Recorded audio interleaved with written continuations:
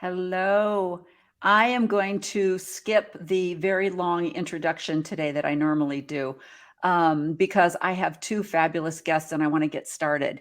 And I have a feeling that this podcast is going to go a little bit longer than the hour that I usually go. And so I don't want to waste another minute on my cute little introduction that I normally do. So welcome everyone to She Became Visible. And I hope that many of you are following us on let's see. I don't know if I put you in. I don't know if I put us in live on Go Gray Dame on YouTube today because I want to allow for editing if we have to. So I might not be live on YouTube, but I will be eventually. By this evening, it'll be up on YouTube on Go Gray Dame and Mormon Discussions. That's where you'll be able to find it on YouTube. It is going live right now on Facebook under She Became Visible. So if any of you are watching or would like to watch, how would you know if you're not watching and it's not live? So anyway, welcome to any of you that are watching it live.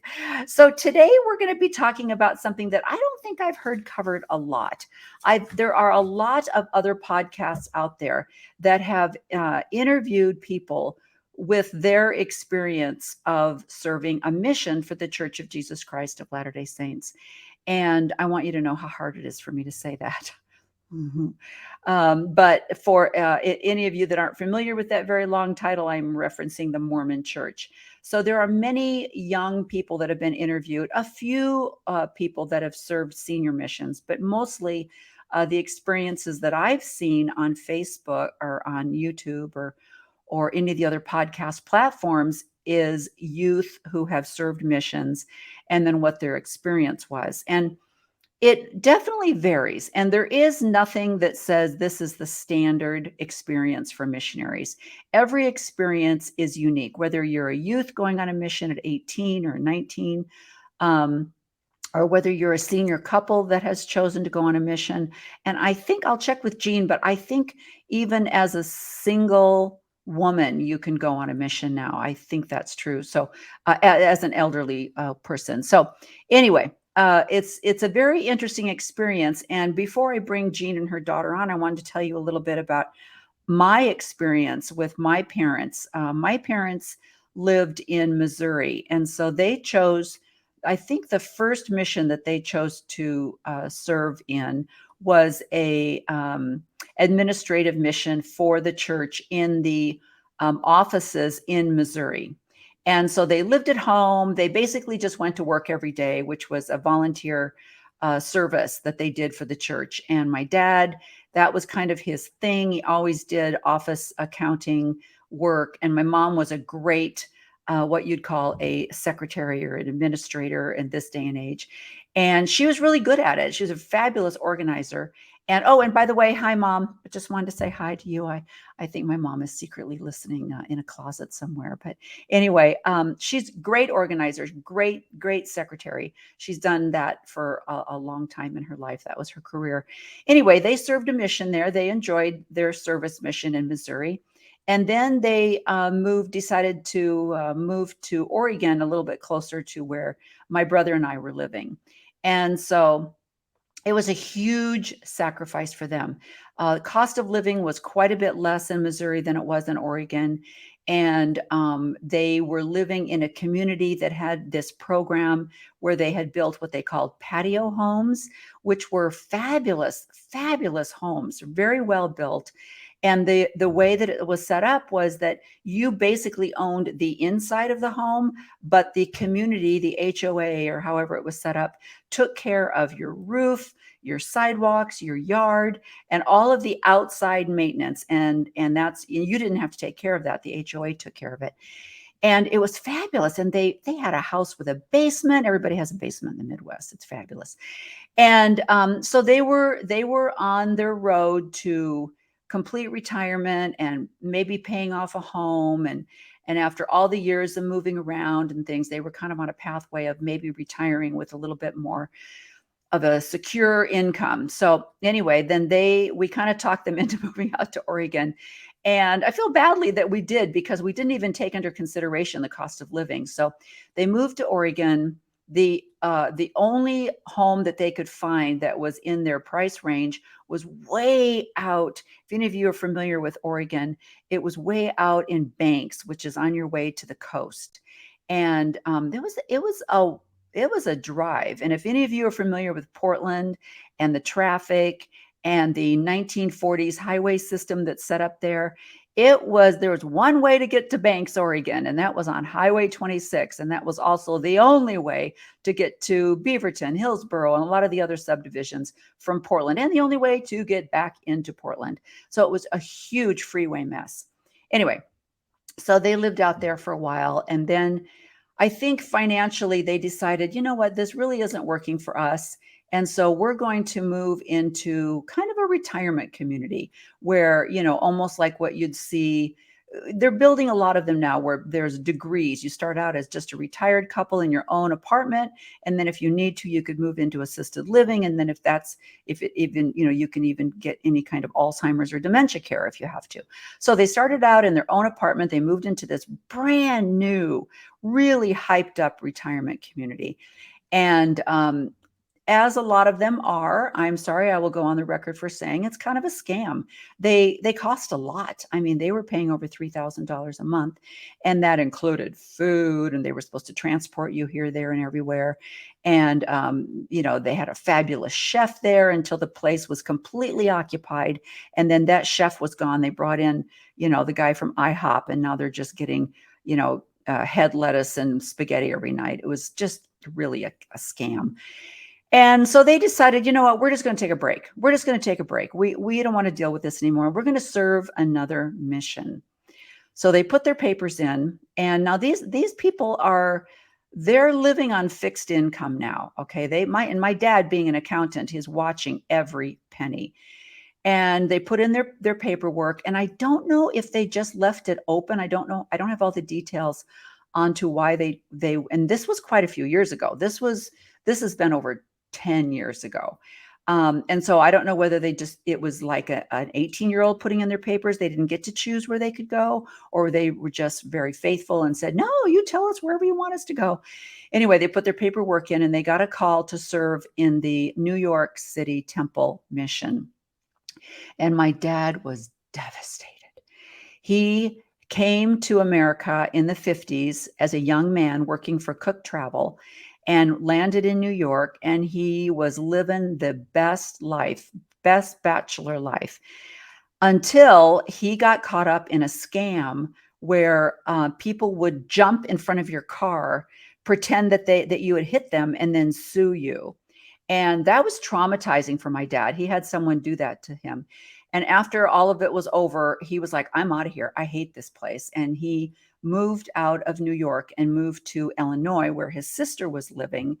And that's where he met my mom and blah, blah, blah.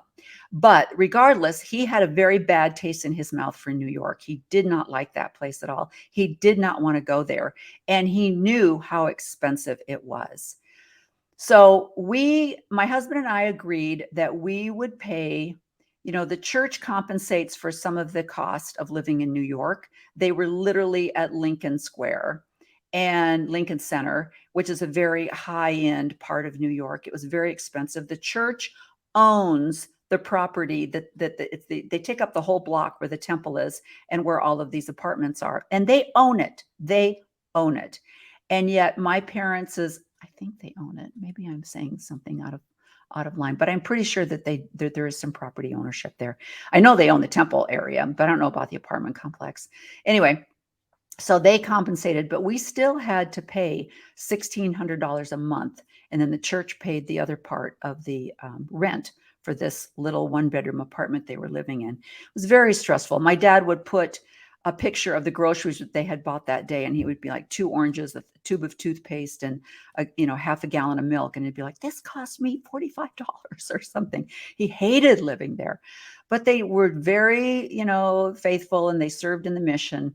And what I didn't understand, and this is what Jean is going to tell us about, was the church does not provide, obviously this is not paid, this is all volunteer. The church does not pay for any kind of medical coverage. And my parents had Kaiser. If any of you are familiar with Kaiser, Kaiser is a Pacific Northwest, California, Oregon, Washington. I don't think it goes any further than those 3 states. And that was their insurance. And so they basically did not have any medical coverage while they were serving their mission. And when the temple closed down they closed down every year for a couple of weeks to clean, repair, and things like that. So when the temple closed down, my parents flew all the way back to Oregon to do dental work and to have physical checkups. And it was at that checkup that they found out that my dad was basically having some blockage in his heart. And he ended up the next day in triple bypass surgery, and their mission was over. And what happened was my husband and I had to fly with my mother back to New York, pack up their apartment, pay to have everything sent, and then find a place for them to live when they got back to Oregon because their mission was cut short. So that was my experience with seniors on a mission. It was very traumatic. It was very costly.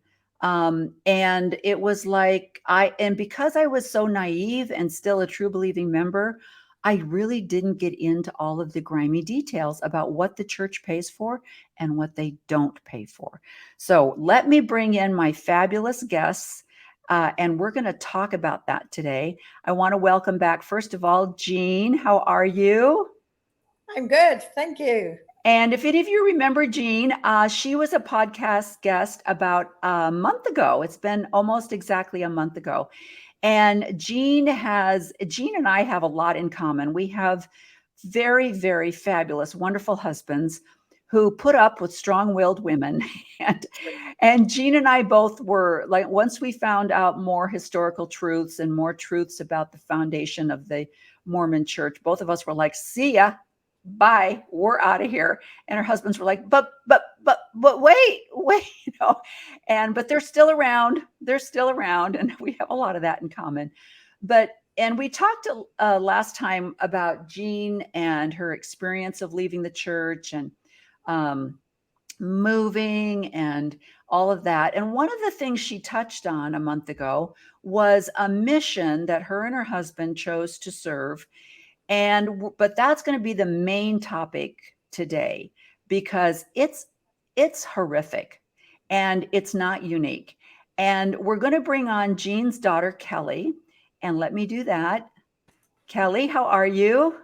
Hi, I'm great, thanks. You are just as beautiful as your mother.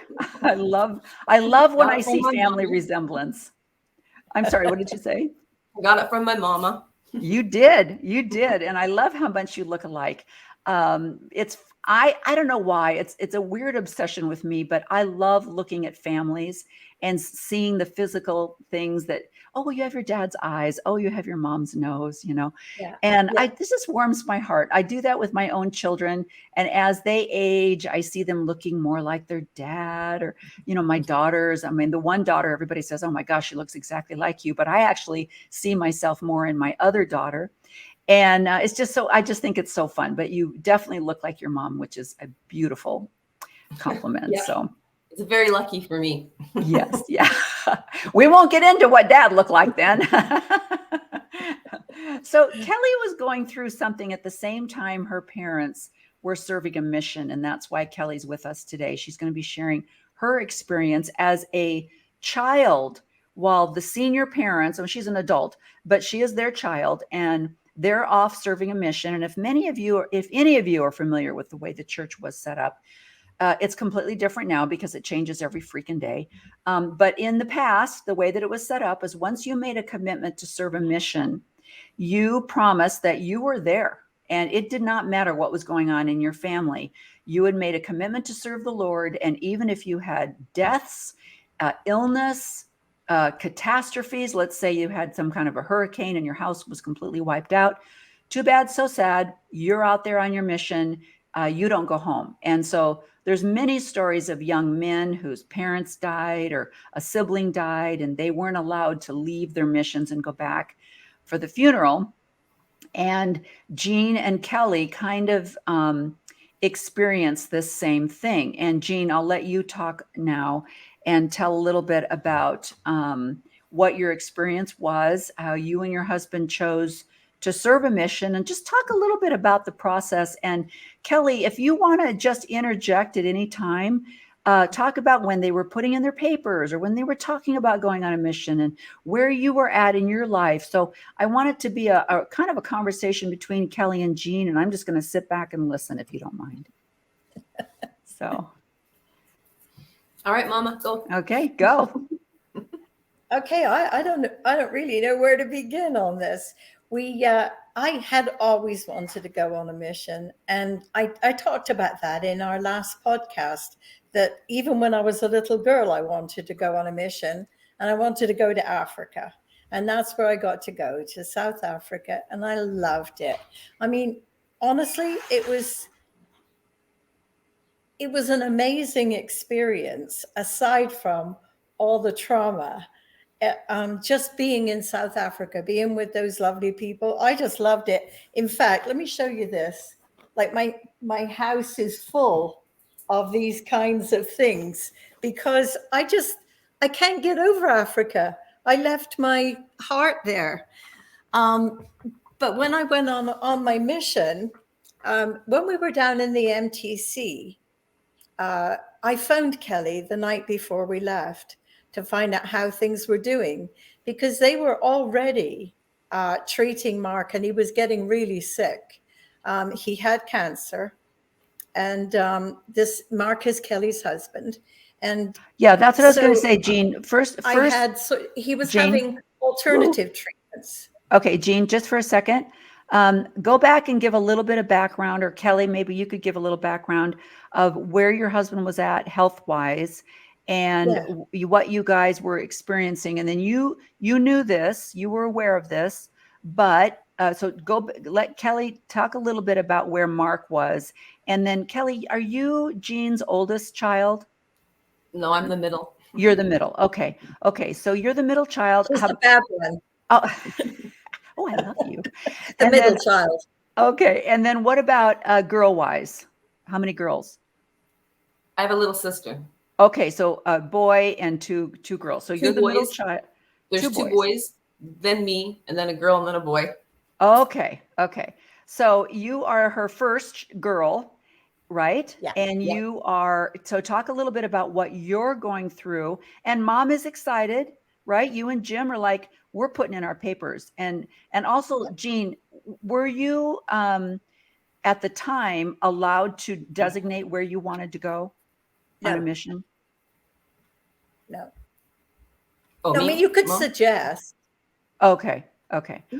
Yeah. You could suggest. So let me bow back out again. And Kelly, talk a little bit about where you were when mom was excited and putting in her papers. Okay. So I'm going to back out. When we found out Mark was sick, it was already stage 4 cancer. So they did a colon resection. But sorry, geez, that was early on. It was too late already. So he wasn't a candidate for a liver transplant, even though there was a list of people who wanted to donate, because the cancer was everywhere already. So we prayed a lot about it, and we decided that chemotherapy it wouldn't work probably, but it'd be like having a mouse infestation in your garage and throwing in a hand grenade. And yeah, it might get rid of the mice, but the garage will be killed too. So we decided to try a whole bunch of alternative stuff. And since he was a chiropractor, it gave us access to some things that we wouldn't have had. But we tried everything. And at first it seemed like maybe we were having some success. He had a 50% tumor reduction. He was working part-time, and everyone was praying for him and fasting. Every religion, Sikhs and Catholics, were doing masses, and I believed so firmly that he was going to get better. I believed in the priesthood. I believed in fasting. I believed in his patriarchal blessing. And so when my mom said she wanted to go on her mission, it didn't feel like she was abandoning me. I just thought, well, that's what Heavenly Father wants, so she should go. And of course we'll be. Damn, any flinch could have been enough to take Markle. So question that that's what God wanted. So I was excited for her to get to go to Africa because she always wanted to go. So that's where I was at. Okay, so you were definitely under the entire Spell. sacrifice, right? Yeah, but you were under the sacrifice will bring blessings, and the more you sacrifice, the more your family will be blessed, even if it's not on this earth, in the eternities. Your sacrifice will There's be ever a marked and recorded.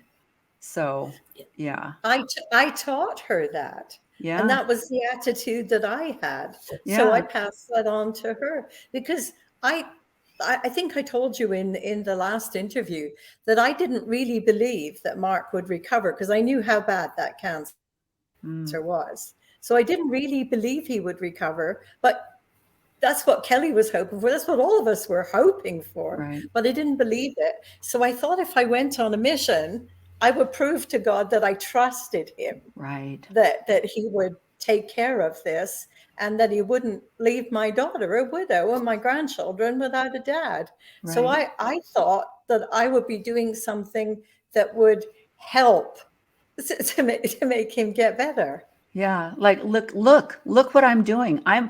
I'm even going to leave my family and go on a mission, and we're praying and we're fasting, and look, what else could we do? I mean, I'm sure you would have done anything, but there again, this is on your list. What we can do to show the Lord how faithful we are.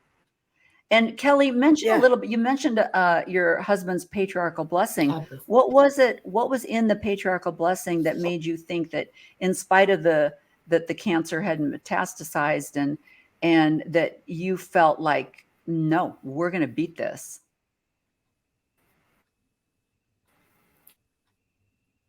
Well, early 20s, right? He joined just before our first baby was born and under no duress for me. I just would like to point that out. And I had this fear since I got my patriarchal blessing when I was 15 that I'd be widowed. Hmm. Mom, do you remember when we got my copy mail? It wasn't in there, and we talked about it, and we were like, that sort of seemed like I was going to be a widow. Do you remember that? No, I don't, Mom? Kelly. No. Oh, okay. I do. Anyway, and I didn't realize they edited patriarchal blessings either. So I assumed that paper copy was actually what I heard. And anyway, so from that time on, I kind of, whatever was in there, or what he said, I just sort of knew I was going to be widowed. And I was so afraid. And if Mark was late, like 5 minutes late, I would be like at the window, just so worried that he was dead, like that something had happened to him and he would just vanish, because it just seemed like that. And so my patriarchal blessing only ever talked about me being able to protect my children and never mentioned him. And it bothered me a lot. And then when he got his blessing, so now we have a baby about to be born, it said that he would live to a ripe old age on the earth, that angels would protect him, whether he traveled by land or sea or air.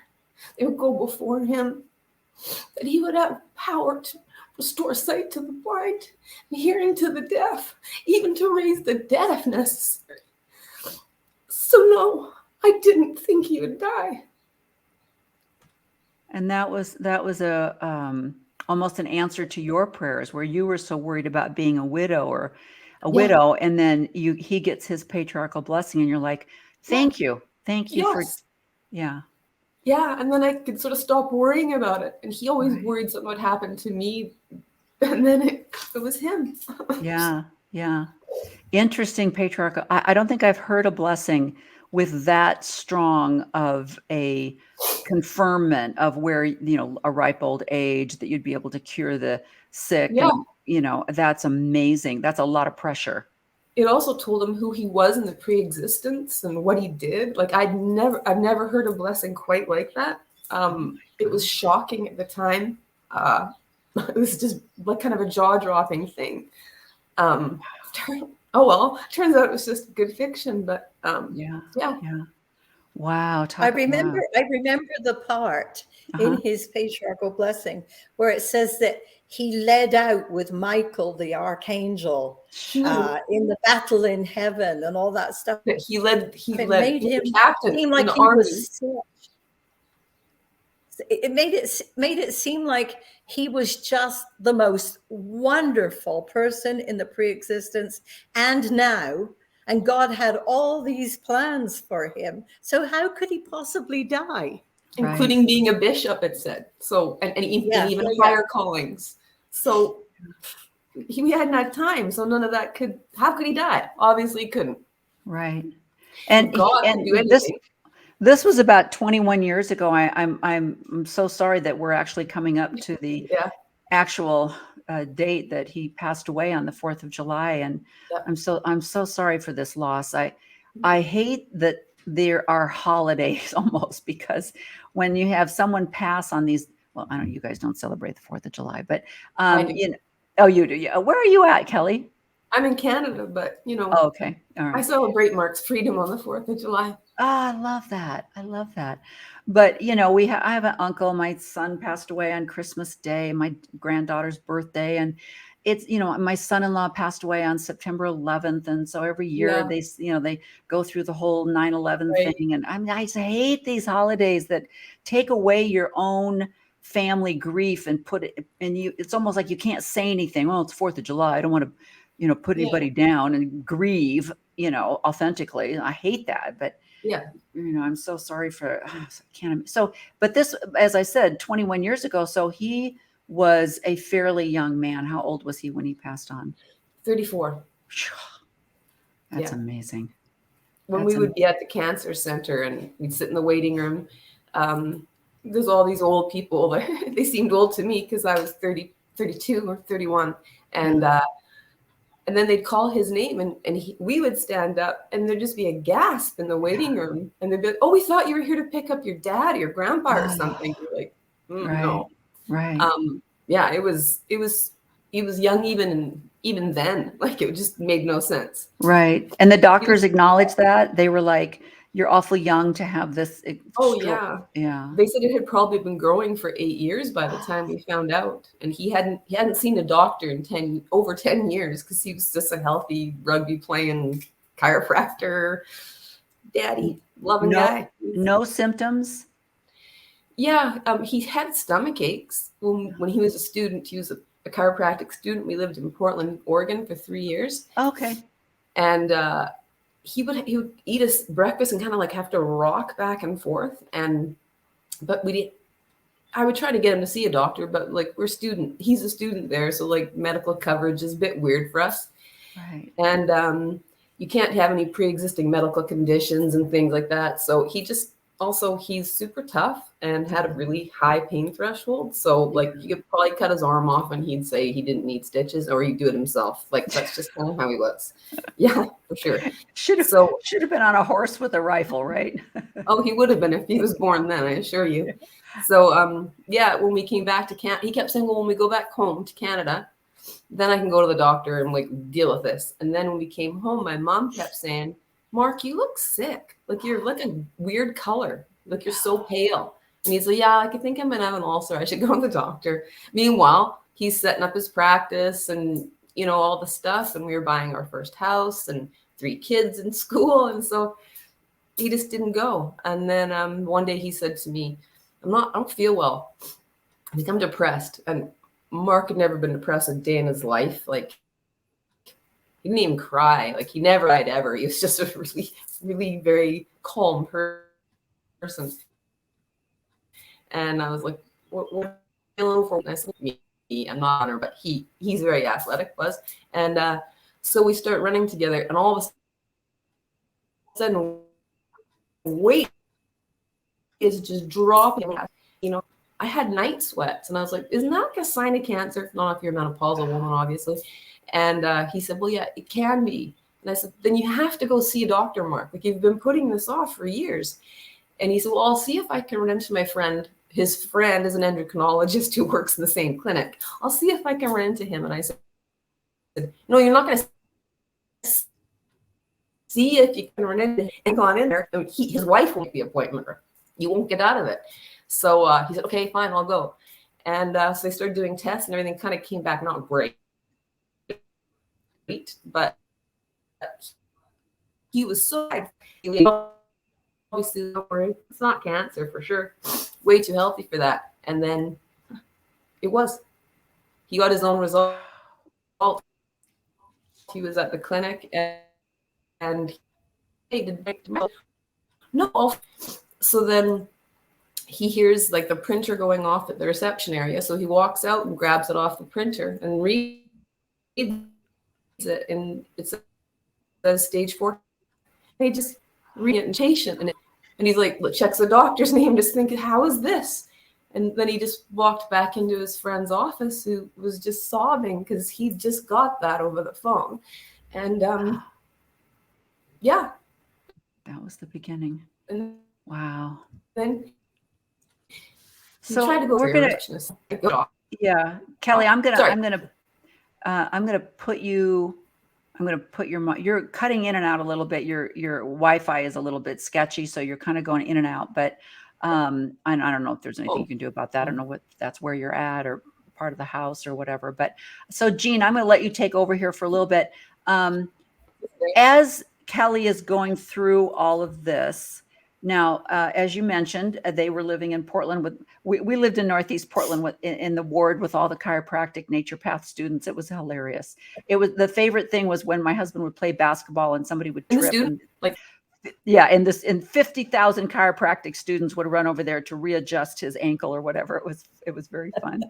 But so Jean, talk about what you were doing when now, Mark's going through all of this and you're in Canada, they're, like you say, baby's coming and starting a life and all this. And so talk a little bit about where you were at this time and you and Kelly communicating.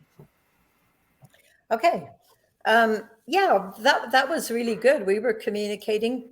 Jim and I went to visit them in Portland and took the three kids off to the beach one day and had a nice time with them.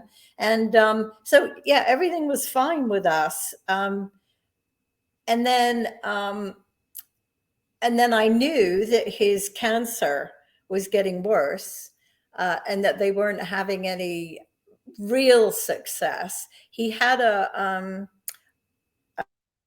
vitamin C permanent thing in his arm, so he could get that. There were all sorts of things that he was trying, and I hoped for all of those, but I really didn't believe that he would be healed. And he had blessings that said it, and there was his patriarchal blessing. And I'm like, well, why do I not believe it? Is my lack of faith going to make Mark die? Like, as if God would do that. But the Mormon God does do some mean things, like sending handicapped children to parents so that the parents can learn lessons and things like that. So you can't help but wonder when you're a Mormon if that thing is going to happen in your case, right? So anyway, our kids, our two youngest teenagers, our daughter was married and our son was 18 and being a teenager. And so we decided now would be a good time to go on a mission. He was 18 and out on his own. And so that's what we decided. And I really did have in mind that God would see the sacrifice that we made, and he would allow our son-in-law to live. I don't know why I believed that, but I did. I thought that I had that kind of power, that I was a good enough person, a good enough Mormon, that I tried so hard that God would not take Mark because I was being so faithful and Kelly was faithful. Our whole family were members of the church. We'd all done what we needed to do. And so I really thought that, maybe my sacrifice would do something. I loved Mark a lot. He was a great son-in-law, a great dad, a great husband, really, really loving to Kelly. He had a sweet nature. He would leave her little love notes each day before he went off to work. And he was just the sweetest man. And I wanted him to live for all of Right. us. I wanted him not to die. So Right. when he did, it was heart-wrenching. Somebody just pulled the rug of faith out from underneath all of us. Our whole family was like, how did this happen? You know, Well, and how could it? Jean, talk about where you were at. So now we're going to go back to your story because Oh, you I put was in in your papers. Alberta. Yeah, okay. And you're thinking, okay, we're going to go on a mission. We're going to put in our papers. We're going to go on a mission. The Lord's going to see how faithful we are. So you do that, and so then now move a little bit into your story where you feel like you know that Kelly's going through a lot, but you have the faith that this is going to be your gift to her and Mark and the family to put in your It sounds papers. so arrogant, doesn't it? Yeah, It but no, sounds so it's arrogant. it's exactly what we're taught. It's completely what we're taught. So talk a little bit about that then. You put in your papers, you get your call, you're like, I've this obviously is the Lord hearing your prayers because as you mentioned, you'd always wanted to go to Yeah, and Africa. I always wanted to go to Africa, and we got a call to go to South Africa. And our stake president, when he set us apart, said these words. He said, if anything happens while you're on your mission, don't come home. If anything bad happens, don't come home. And so that stuck in my mind. And I thought it was to do with Mark, so I thought, okay, if anything happens to Mark, we're not supposed to come home. But then on our second day, we had that accident on the way home in the mission van. And so then I'm like, well, maybe it meant that. And so I won't go home. We won't go home. And we were really hurt anyway. It would have been horrible to travel. And Yeah, so, and so that remind was the listeners about that accident because that was okay. horrific and the timing is insane. So remind It everyone is. about that. It is Yeah. insane. So Totally. we had just traveled 32 hours to get to Cape Town from the MTC. And when we got there and we were just exhausted and everything, we had a general conference broadcast that night.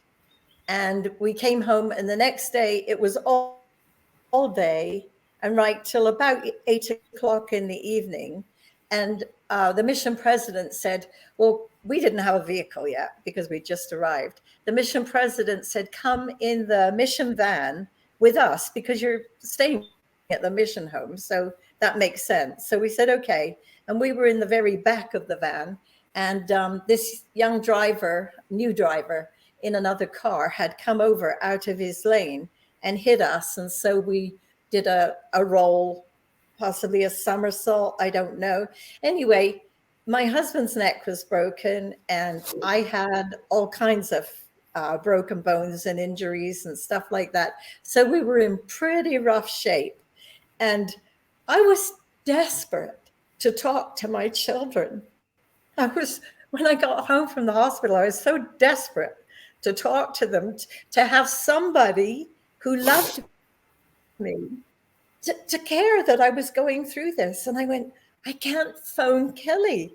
I can't phone her because she's going through hell herself. I can't do this. And so I phoned Vicky, our younger daughter, and talked with her.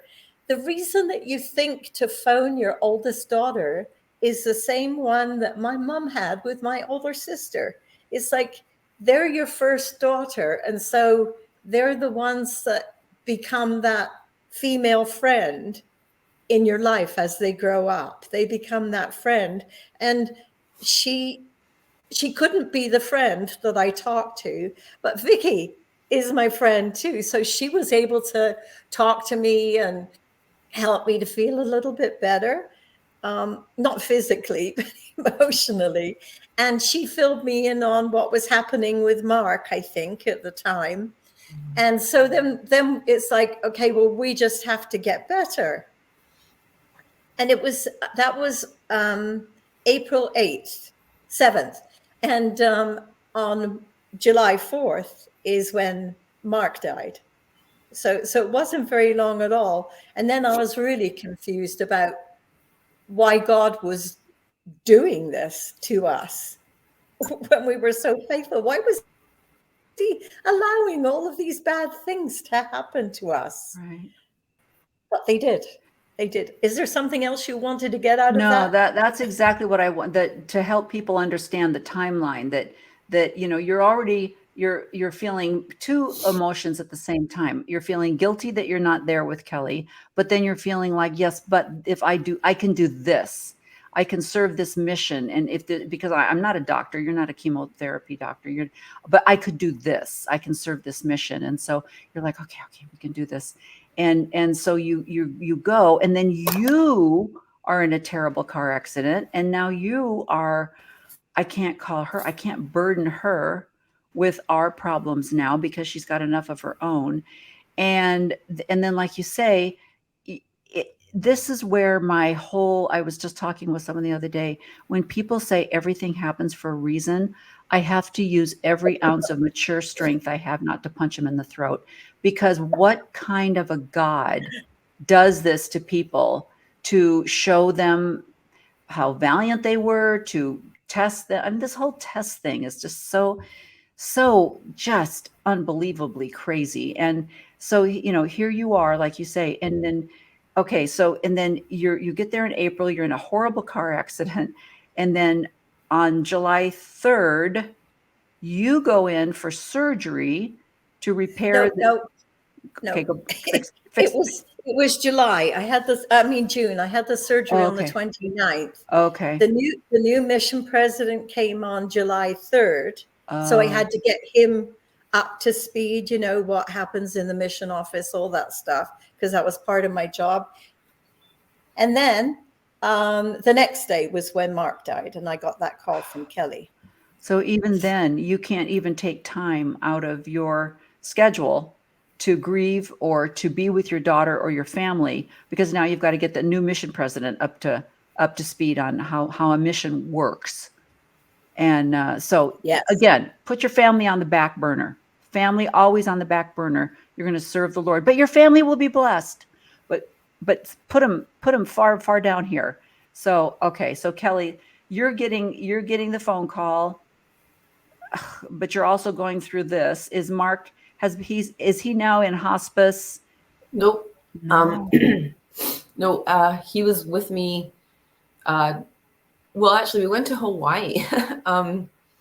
He got a bit of a life advance he got an advance on his life insurance policy, and we decided to take the kids to Hawaii because we'd been poor forever, and we never got to take them anywhere nice or each other. So we went to Hawaii, and we tried to cross some stuff off his bucket list. So we rented a convertible, and we did a dolphin cruise and helicopter tour and all these cool things that he always wanted to do. And he got really sick while we were there. That's like such a state, because before we left, he had no working liver. Wow. He was already young. His doctor had a liver, and he, if I get sick, I'll just come home. And he goes, "What if you get sick? Like you're already about you're sick, dead. Like no one should be able to sicker there." And he kind of seemed to rally at first, and we were like, "Oh, this is it. Here's our miracle. He just needed to come to Hawaii." But then after a few days, it started to go downhill, and his abdomen got really filled with fluid, and couldn't even come to the really bad memory lapses. We lost our tickets to come home, and he hadn't lost them. He was just confused because his bilirubin count was just off the chart. So we finished our holiday, which was about 2 weeks or 10, I think. When we came home, he said, "Kelly, the pain is really bad. I can't manage it anymore." And he had always been able to manage it because, like I said, he didn't feel pain, and he was like so strong anyway. He just could deal with it. So his painkillers were so 3 and 5 vehicle.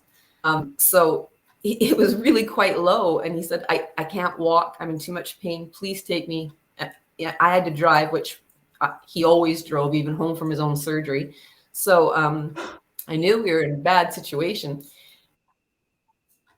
And we got there and they said, we need to drink. And okay. And then they said, you have to stay overnight. Went, oh, okay. And then they came into his room and said, you need to phone your family because you're going to die tonight. So you need to say goodbye. No, like, we're wearing our luau clothes. No. And so we had to phone everybody, and everyone who could came to see him and say goodbye, which she said was incredibly depressing.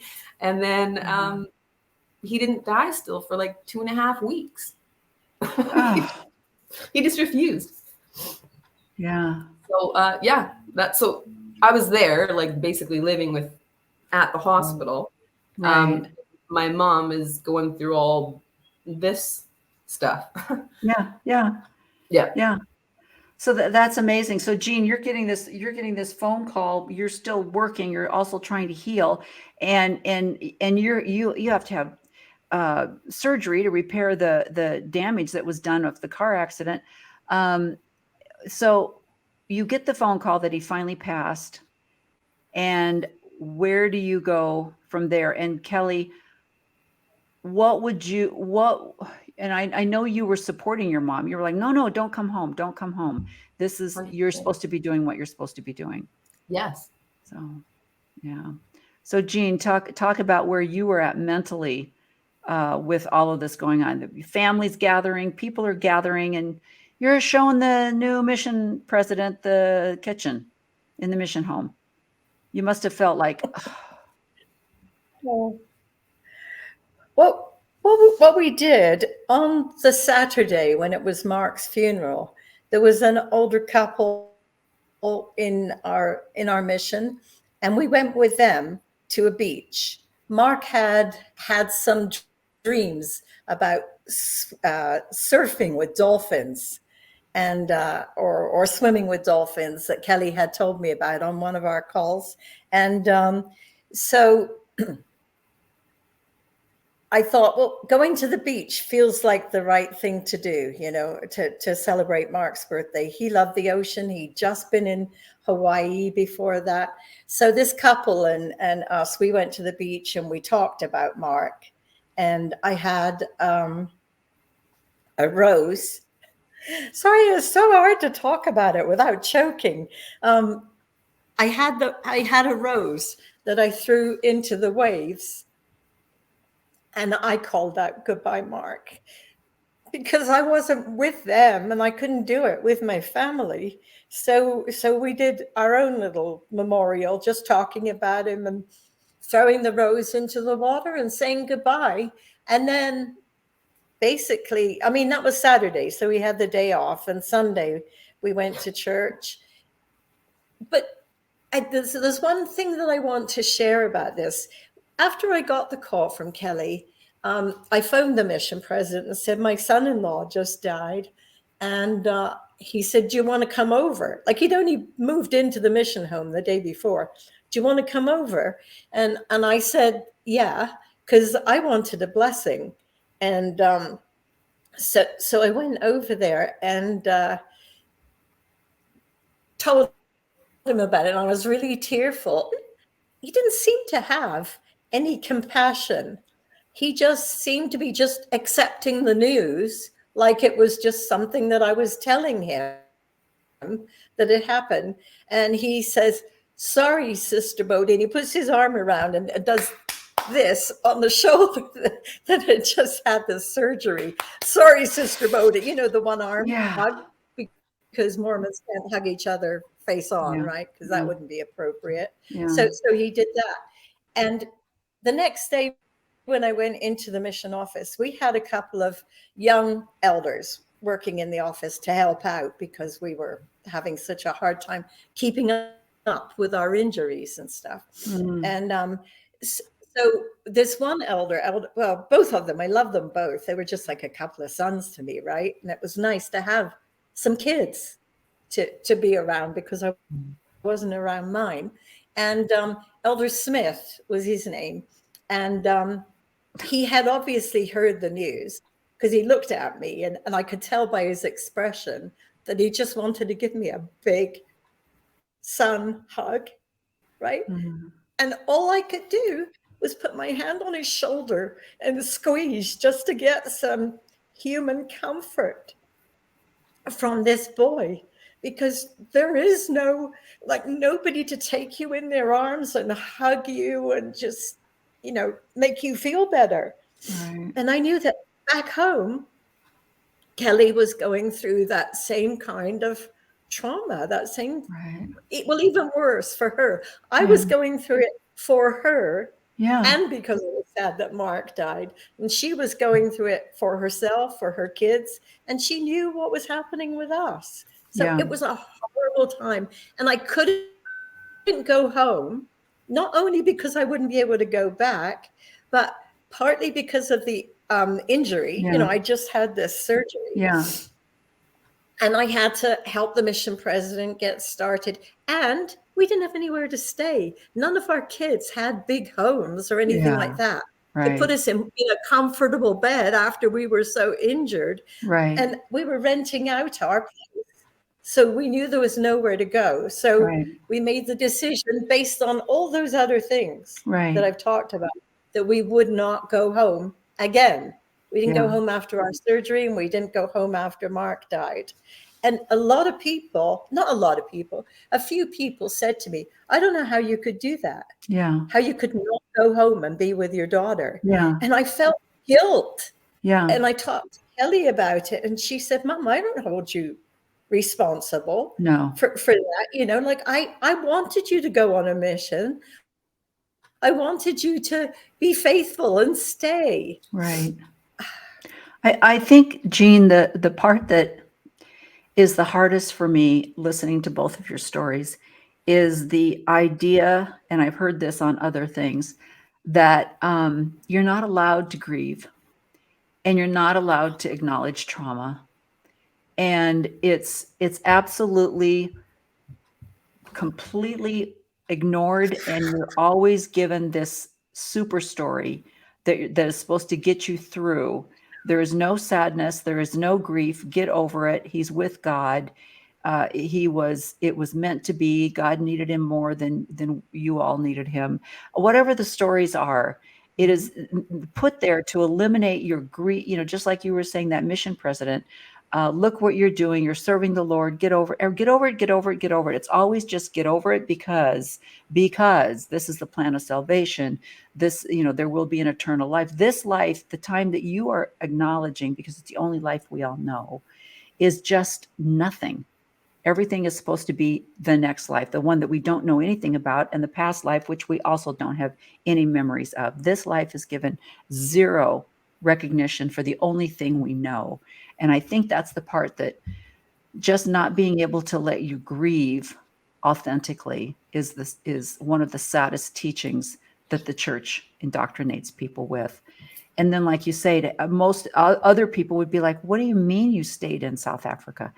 And the other thing, that when you said we had to have young people come in and help us because, I don't know, my husband's neck is broken. I've got a collarbone that's not where it's supposed to be, and rib cage and leg that's not where it's supposed to be. But could you be at work tomorrow?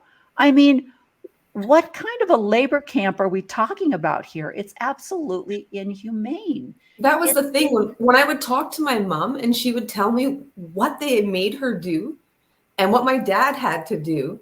Yeah. And I know he's got a neck brace on, and I know how much pain she's in. And they're mad at her because she's not picking it up fast, but she's got a concussion. And they're being snarky with her. And I want to just phone and rip them a new butthole. Yeah. But of course I can't. That'd be wrong and, unrighteous. And, I don't want to do anything that's going to cause a problem either. It was infuriating. It was really quite gutting. I mean, anybody with any kind of authentic empathy. Guys are so mean to her. They were so mean to her. They didn't need to be like that. It could have been kind. Yeah, Yeah, exactly. I That's the I idea. hated that Any kind part. of anybody with any kind of humanity would have said, you both were very injured. Your family is going through a lot of trauma. You need to go home. You need to go home. You've got the rest of your life to Yeah, serve a mission.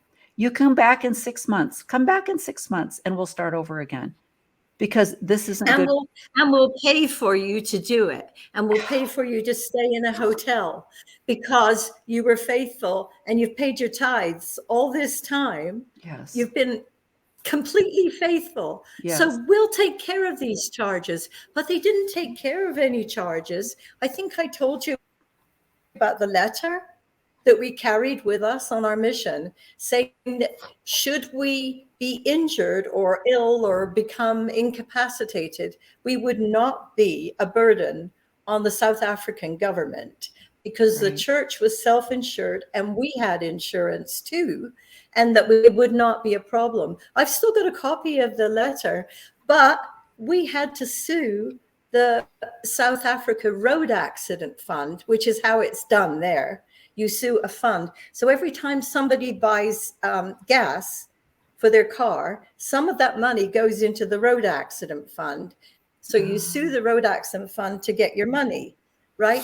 And so the church lawyer wouldn't help me. I phoned Johannesburg and asked if I could speak with the lawyer, and he said, "Well, I can't help you with that. You know, like about getting a lawyer to take Right. care of the money for the hospital and all that stuff. I can't help you with that." So there was an ambulance chaser that had contacted us. And so we went with his lawyer, a South African lawyer, and we sued the South African Road Accident Fund. So we actually were a burden on the South African Right. government. We Right. actually were. And that's a Well, poor country. It's not a rich country. yeah. But not only that, you would think that part of the fact that you're doing this service completely with your own funds, no one's paying you to do this. No one's paying you to work an 8-hour day at the mission office. And because you were Canadian, which is already a national health care program, you had to purchase private insurance before you went to South Africa. How did that? So financially, you're now taking on another financial burden. And how do you get, if you have national health care? I'm not familiar because I know in America there's all these private insurance companies. But how did you buy private insurance to cover whatever while you were in South Africa? Because, like you say, you have to sign a document, carry it with you that says, I will not be a burden to the South African government for health care. You're not allowed to seek their national health care program. So how did you get what kind of health care did you have? In Canada is provincial, so we have provincial health care. And when we earn money, money comes out of our wages and goes into that. And then when we need health care, it just comes out of that fund, right? But if you travel, you might go to a place where costs are really high. Like if Jim and I come down to the US, our extra insurance is enormous because we're both over 70. And so Jim's 82. So the insurance costs would be so high, it makes coming down to the States prohibitive. But we had to buy it to go on a mission. South Africa has I can't think of the word, but their economy is different than ours. And so everything cost less when we went there. So we didn't move to a place like your parents where it cost an arm and a leg. We went to a place where we could afford it a little bit better. And that's what I put on our application to go on a mission, that we needed a place that wasn't expensive because we were on a fixed income too, right?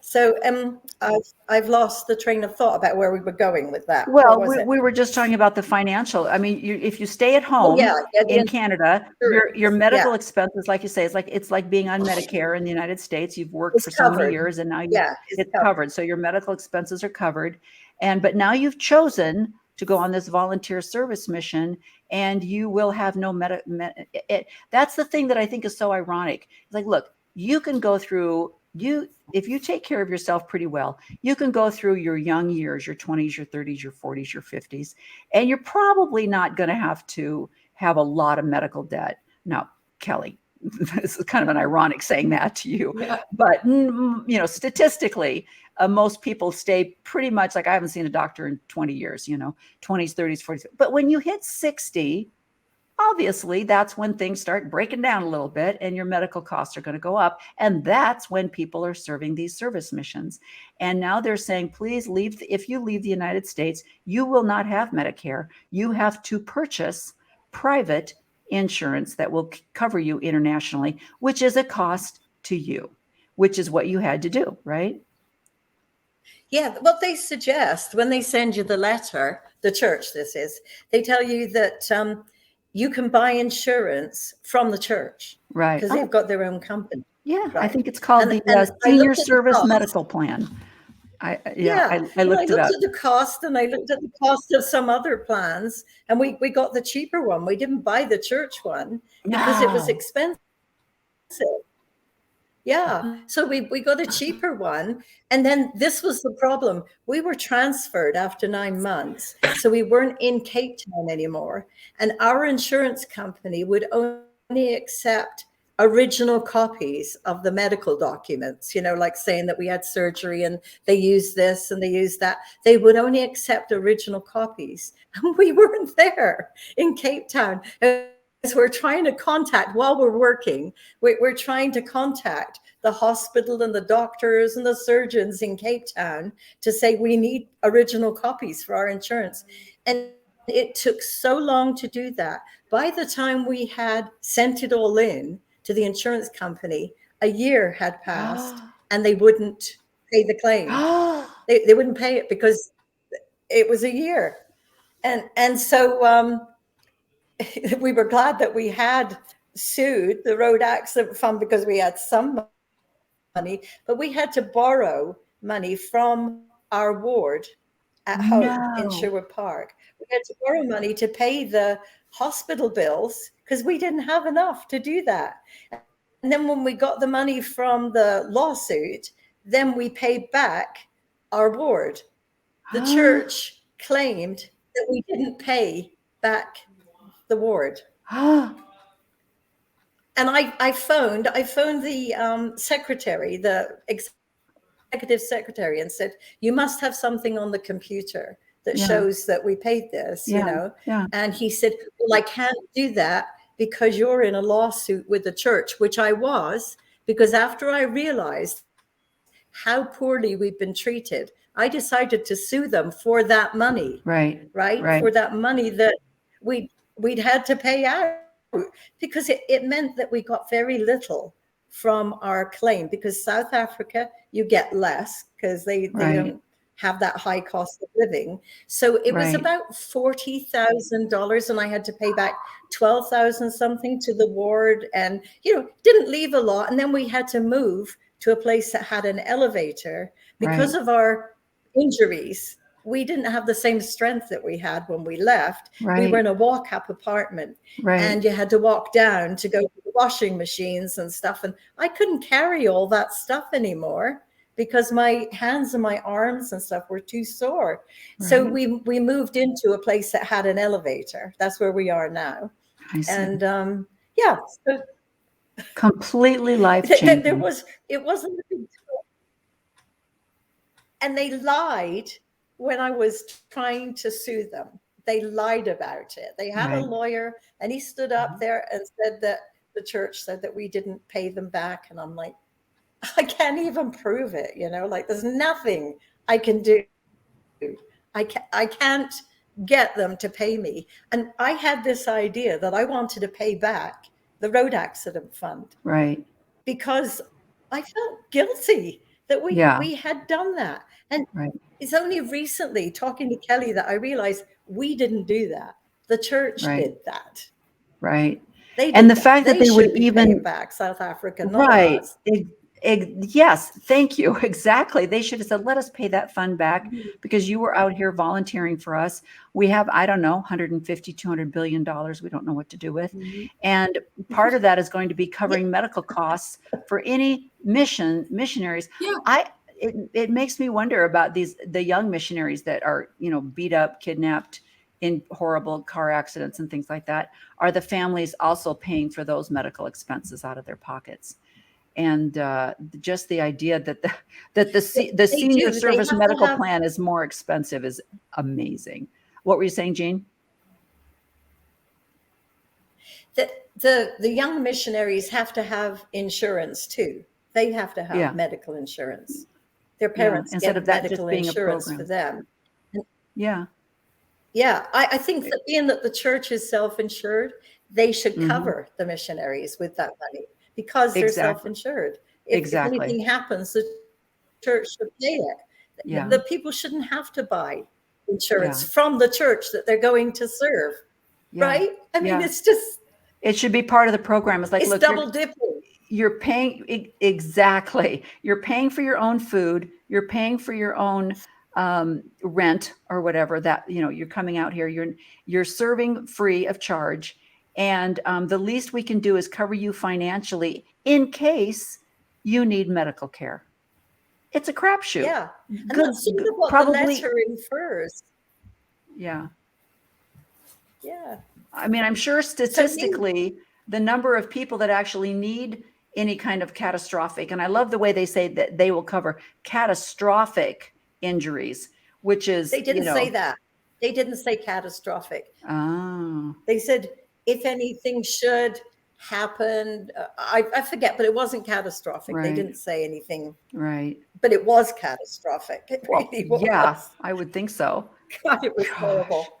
So but here's so you, like you say, you're serving your mission while all of this is going on. So you're getting a lawyer, you're trying to get original copies of paperwork that you can, this is all stuff that has to be done on your own time after you've put in the day of work.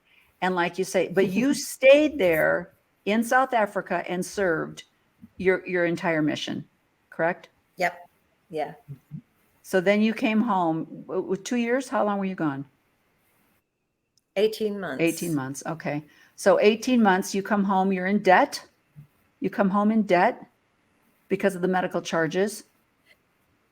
Yeah, we're waiting for the law Yeah. firm to complete the thing and to send us the money. We're waiting for that. And you got like a piece of paper that said, thanks. We're so glad you came and served a mission. Thanks. But don't call us. We'll call you. They got Yeah, a we card. Everybody signed it. Woohoo! Sounds great.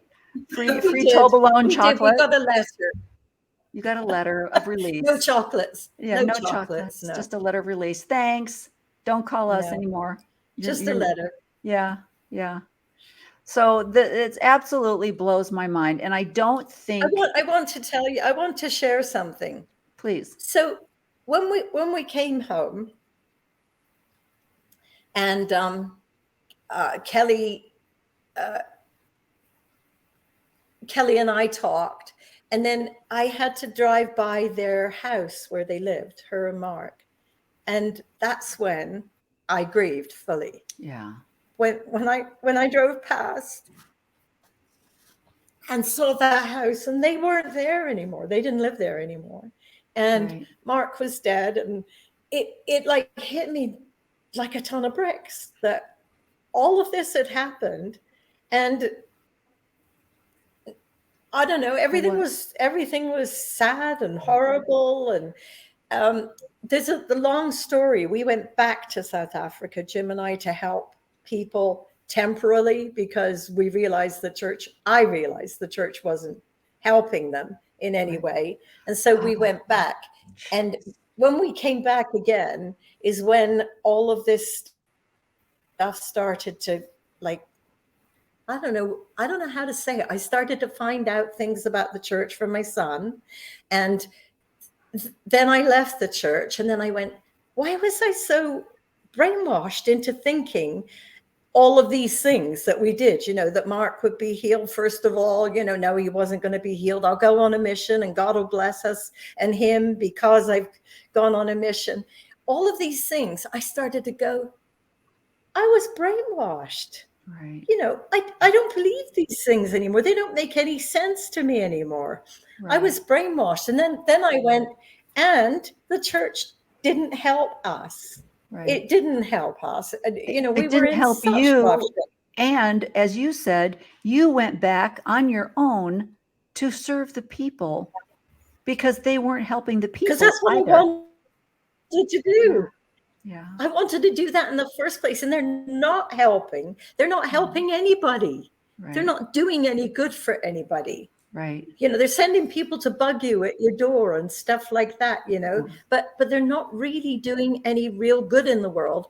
And so I decided that I was going to sue them for this thing that they had done, Yeah.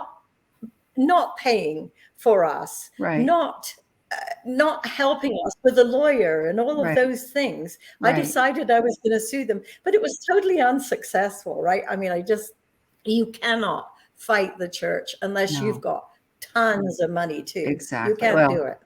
even tons of money. I don't know how far John Huntsman's brother got with his tithing lawsuit that he put in. Yeah. And he's got more money than God, and so I don't even know how far he got. So no, it's they're too big to fail. It's that's where they're at. And so Kelly, talk a little bit about, you've gone through all of this. Your heart's broken. You're confused. You've gone through the trauma. Your parents are now back, and mom has started to question the authenticity of the church and the doctrine, the things that it teaches. And it actually created a rift in your family. After all this trauma that's gone on, there was a breakup because of the belief. Talk a little bit about what happened there. I had already moved 3 hours south by the time my mom was starting to question the belief part.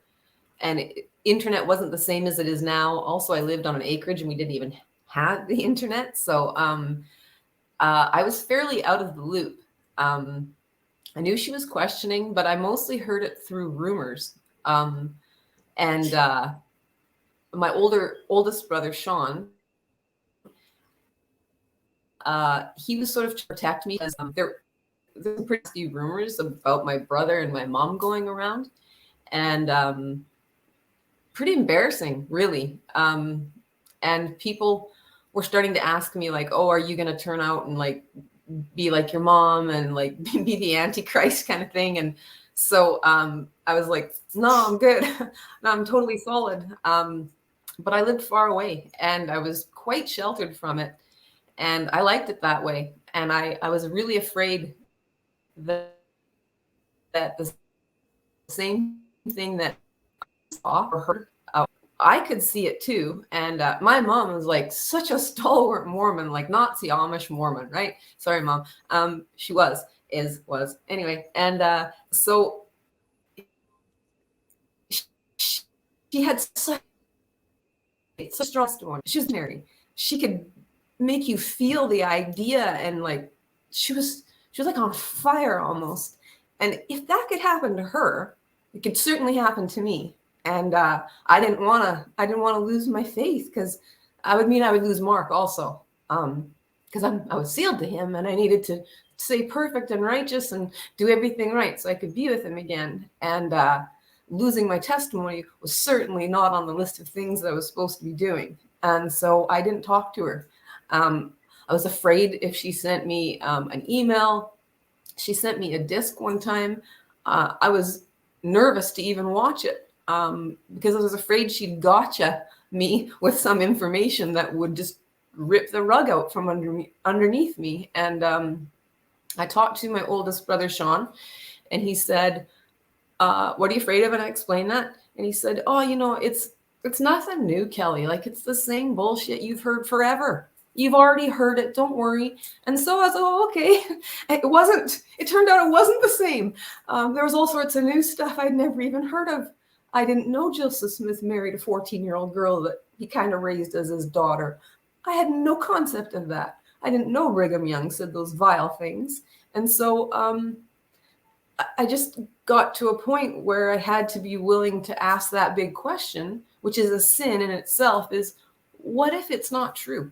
What if my mom actually knows stuff that, is true? And if I have to examine it, I'm going to change my entire perspective on the church. And that was terrifying, actually. Physically, it was terrifying. The thought of it made my stomach just wrench. But my desire to know the truth was ultimately much stronger. And my son was always trying to wake me up. And I would say to him, like, we can talk about anything. Since he was 12, he would ask me questions about the church. And I would be like my mom and give him like the best answer and hit the footnotes and my scriptures. But he was seeing stuff on the internet. He just kind of kept coming at it. And I said, anything but the temple. I won't talk about what goes on in the temple because they made a covenant and they can't. So he opened my eyes in a lot of different ways during that time. And then my mom came to stay with me for a few days. And General Conference had just happened. And the prophet said, if you have a gay son or daughter, their partner could come over for dinner, but they certainly shouldn't be allowed to stay overnight. Because like, what would the neighbors think? And it made me nauseous. And how many gay kids did treat them well. And as I reflected on it, I thought, is he so bitter? And then I thought, I'm so bitter that I think I'm a better parent than the prophet. She knows I'm questioning, and she picks her words perfectly. And she says, wow, your thoughts are really out of line with the prophet. There's nothing where she could and then after a few days I kind of healed up a bit. She was home and I called and I said, Mom, I need to know the truth. I don't want to be anti-Mormon.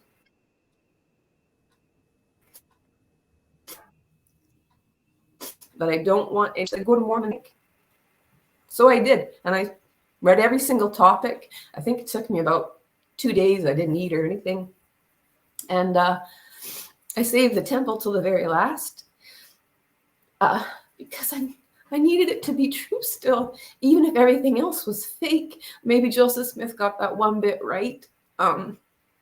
Maybe Heavenly Father would still let me be sealed to Mark. But obviously it was all not true either. And so I had to lose him again. And it was kind of worse the second time because no one really knew. And it was for forever that time, not just till I died. And I wouldn't wish that kind of awakening on anybody, to be fair. So what you're saying is it's almost like you buried him again because you had that story, you had that plan of salvation that was getting you through, that you would see him again, you would be an eternal family. Yep. And now you're finding out that that's just made up and it's just a story that they tell you. And so now you're like, it's over. It really is over. Yeah. And I think that's the part that people don't understand. It's not as simple as staying in the boat or doubting your doubts or all of this stuff. It's the reality of how life actually works. As adults, at some point you go, this is how it works. Yeah. And how traumatic. Yeah. I can't even. Actually, I found losing my faith, which, like I said, was losing Mark, but it was in so many ways worse than when he died. Mm-hmm. Because that did give you some hope. Yeah, I had no promise anymore. I thought I wouldn't lose my faith in like Heavenly Father. Mm-hmm. I would stay at least doing that if the church wasn't true, but then that started falling apart as well. Right. That version of God just it just doesn't work for me. If he's so weak that he needs my husband more than me, like what kind of a God would he be? Right. Uh, so not worthy of my worship, certainly. Right. I'm so sorry. I'm so sorry. I was actually quite happy that I had already left the church before my son passed away because I didn't have to have, I mean, I had people that didn't know me that well, strangers on Facebook or Instagram that would put comments in, they're praying for us, Yeah. or they'd say, envision, this was my favorite, envision him now running into the arms of Jesus. And I'm like, first of all, you don't know me. And that's not what I believe. And I don't need that for comfort. What I need to know is he lived a great life while we had him, and we're so grateful that we had him. And I wish that that would have been more taught is be grateful for the people that you have around you, enjoy them while you have them, so that Yeah. when they pass on, you can be joyful for the memories that you have. That would have been enough. But they blow over this life, they blow this life over Hmm. to nothing, to where everything is based on eternity. Yeah. And And then they hijack their death. They yes, completely hijack their death. Like it's just one other church service. yes, And you're not really supposed to cry really that much as a Mormon. And I was at church the very next day. I got yeah. asked on a date the very next day at church. Okay. Yep. Alrighty then. That's a whole nother podcast. Oh my gosh. Yeah. There's no time to grieve. Yeah. None. Wow. That's amazing. So I think the loveliest thing about this talk that we've had today, ladies, is the pain that's been expressed from the faith that we all had, and that it's not an easy thing, it's not a simple thing, it's not a light switch, it's not even a shelf breaking, because that makes it sound like you were fine one day and the next day it just broke and you were like, okay, well, sweep that up. It's such a life No. altering experience that it has to be felt. I don't think it can even be verbalized. And I'm so glad that Kelly, that you and Jean have you know, not that you were ever apart, but I love how you said how afraid you were, because all I have left, I've lost the love of my life. All I have left is this belief. Please don't take that away from me too. And so it caused a separation in family. How sad is that? You've got your mom back now, but now there's another, fence that's been put up. How sad is that? Wow. Well, ladies, you've both been absolutely amazing. And Jean, thank you so much for bringing Kelly into my life. What a joy that I've been able to hear your story and be privileged to hear your story and experience what you've gone through. It's just touched me so much, and I'm really grateful for people talk about social media, and we're constantly being told to stay away, stay away, stay away, unless they want to indoctrinate you with something else, and then please watch. But it's times like this that I am so grateful for what social media does, bringing people together, sharing stories, of grief, sharing stories of joy, sharing stories of love, change. That's what it's all about, and that's definitely what my podcast is all about. And you guys are just the absolute. You're my new pinnacle. It's absolutely amazing. So, thank you so much for sharing your story today. Can I say something Welcome. before we Please, end? please, Jean. Okay, my husband said to me yesterday something he had been reading, and it was about uh, don't let anybody else tell your story. And that's why I think this is beautiful, is because we get to tell our own story about how we felt, Ah, what hurt, why we did, blah, blah, blah, instead of somebody else just assuming Oh, you didn't care. That's why you didn't go home. Oh, you abandoned your mom when she left the church. No, she's telling why she did that. Right. We get to tell our own stories because they're our stories, and Exactly. nobody else has the right to tell our stories. Thanks for giving us the chance to do That's that, beautiful. Renee. Thank you. Thank you. That's Mhm. absolutely beautiful. And that is what this and many of the other podcasts are about, are allowing people to tell their stories and not letting other people tell what they think your story should be. That was Right. beautiful. Thank you so much. Thank So, you. well, what a wonderful way to end this week. You guys, I hope that you find a way to find joy next month. In a couple of weeks, you've got July coming up, which is going to bring back a lot of these feelings again. But I hope you can find a way to have it be a more joyful experience than it was 21 years ago. Thank you. Yeah. So We thank you. we always we always celebrate on the 4th. We do. Oh, that's excellent. And another thing, do you do it through social media because you're all kind of separated a little bit? You and Jean are closer together now, right? Yeah, I'm Yep. 20 minutes away. Yeah. Physically. Okay. Physically, Yeah. but yeah, that's fabulous. I'm so glad. I'm so glad. And I've been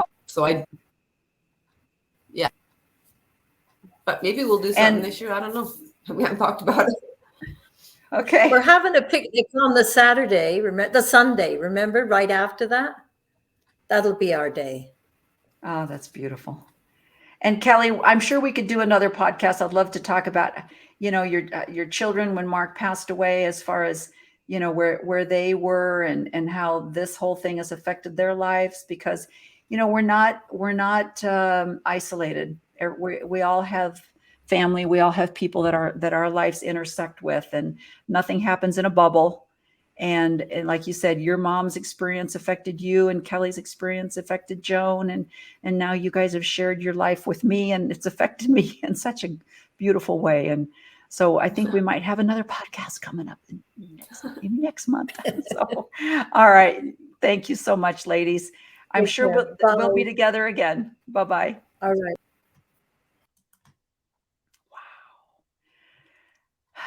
You know, I had something planned. I wanted to end the podcast with a broadcast. But yeah, Kelly and Jean's words were so great. I don't know if I want to throw it away with some other crazy thing from a general authority or a 70 that was made. But a couple of months ago, one of the general authorities asked if seniors would consider serving two missions, that one is not enough. Would you possibly consider two? And it's like, when is enough enough? My husband and I, now that our son has passed on, my husband and I are truly empty nesters.